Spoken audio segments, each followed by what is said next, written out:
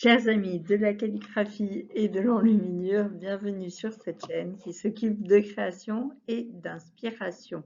Nous en sommes à la 4e étape de notre miniature qui représente donc un loup gris, symbole de la Turquie, et un coq multicolore, symbole de la France, avec deux phylactères où on lit turc en ancien alphabet turc et Gallica qui correspond à la Gaule autrefois.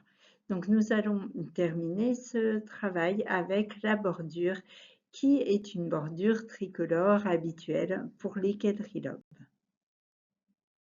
En feuilletant les manuscrits du Moyen Âge, j'ai eu la surprise de voir que le bleu, blanc, rouge était largement utilisé pour les bordures et les miniatures. Donc, c'était une tentation de, de reproduire ce bleu, blanc, rouge. Mais il est connoté différemment aujourd'hui, donc j'ai préféré opter pour le vert. Et à vrai dire, je me suis mis au-dessus. Je pensais beaucoup à la gare de Sirkeci, qui est une gare que j'adore à Istanbul. Je ne définis pas pourquoi, peut-être l'ambiance, peut-être ce vert des vitraux qui nous baigne dans une atmosphère aquatique. Et on y boit aussi le meilleur café. Mais au-delà de ça, je pense qu'il y a un symbolisme des couleurs, un symbolisme qui nous parle profondément et que si on a envie à un moment de peindre du vert, c'est sans doute une expression de quelque chose qui voudrait se manifester en nous ou en tout cas devant nous. Alors, c'est peut-être un peu perché comme discours, toujours est-il que euh, j'ai eu l'idée du vert, du blanc et du rouge, des couleurs qui ressemblent à un drapeau, je crois, qu'on a évoqué dans ma formation.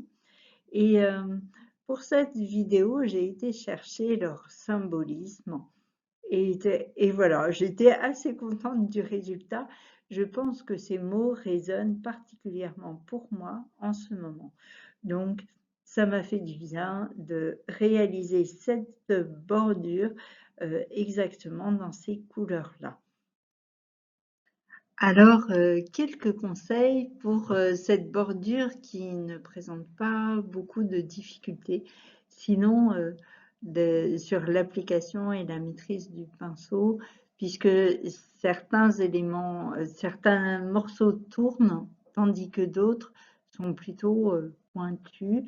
Donc, on peut toujours se reprendre en enluminure, il faut aller doucement et tirer petit à petit les couleurs entre les lignes finalement. Donc, ce que je pourrais donner comme astuce, c'est ne pas hésiter à tourner sa feuille en faisant les courbes notamment. On met toujours une feuille de protection sous sa main pour éviter d'abîmer le dessin déjà fait. On applique couleur par couleur. Ce que j'ai fait ici, c'est que j'ai d'abord appliqué le blanc central et ensuite le vert et pour finir le rouge. Et on cherche le contraste, ou du moins j'ai cherché le contraste, ce qui fait que le vert est plus proche du rouge dans le dessin, tandis que le rouge est à l'extérieur. Après, ces choix sont vraiment personnels, on peut les discuter et les expliquer aussi.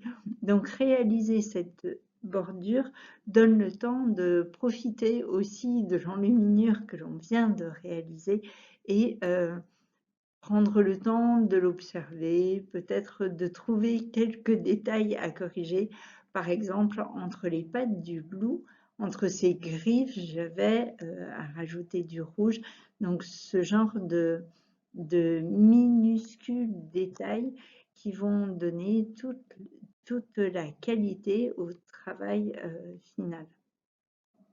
Puisque la miniature, la grande miniature est terminée, j'en profite pour récapituler.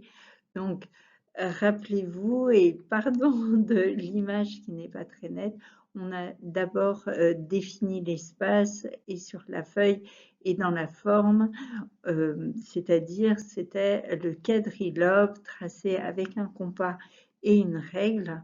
Et ce quadrilobe a été dès le départ quadrillé pour les pointes de diamant. Ensuite, c'est l'étape de la peinture. J'avais choisi du rouge, donc j'ai mis sur le bord de ce côté-là de l'image, comme un pense-bête pour rappeler qu'on est d'abord venu poser le rouge en entier, ensuite le triangle de lumière en blanc, ensuite en blanc avec un reflet de lumière sur la partie supérieure du carré suivant. Ensuite, l'ombre qui fait face avec un reflet d'ombre en bas de la lumière. Et j'ai essayé plusieurs intensités d'ombre pour voir quelle était celle qui me donnait le meilleur effet. Donc j'ai pensé que l'ombre la moins soutenue était bien pour moi et j'ai choisi de positionner le carré de lumière en bas à droite, ce que j'ai regretté ensuite parce que j'ai trouvé qu'il ne produisait pas un effet de relief assez naturel. Mais pourquoi pas, en peignant la bordure, je me suis habituée au final. Donc ensuite, il s'agissait de proposer des couleurs pour les éléments. Donc le blanc des phylactères s'imposait plutôt. Et puis le loup gris est devenu bleu. Et le coq qui chante au lever du soleil a pris sa couleur.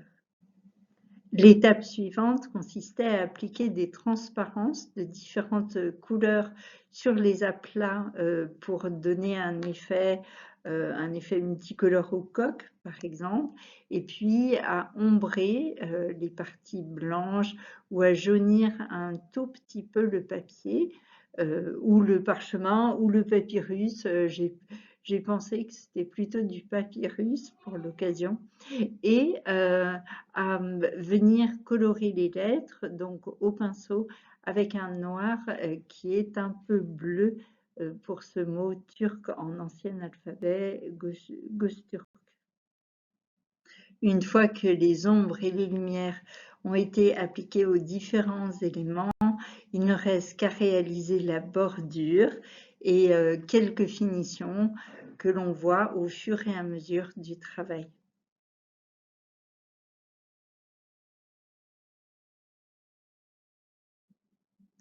Et voilà, cette miniature est terminée. J'ai beaucoup aimé faire ce travail que je m'étais fixé moi-même, d'une part pour étudier l'effet des pointes de diamant, et j'ai été ravie, en fait. D'autre part, pour imaginer un peu comment représenter d'une façon symbolique ce voyage que je fais aujourd'hui en Turquie. Donc, ce temps de peinture et de dessin, de rêve, finalement, est aussi un temps un peu méditatif qui me permet de mieux réfléchir. Dorénavant, elle peut circuler, je peux la montrer à d'autres personnes.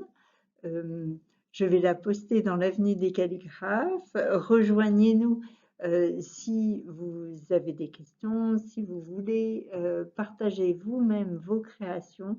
Vous êtes bienvenus. Il y a tant de choses à dire avec l'enluminure. Donc, merci d'avoir suivi cette aventure. Prenez soin de vous. Vive la calligraphie et vive l'enluminure. À très bientôt. Au revoir.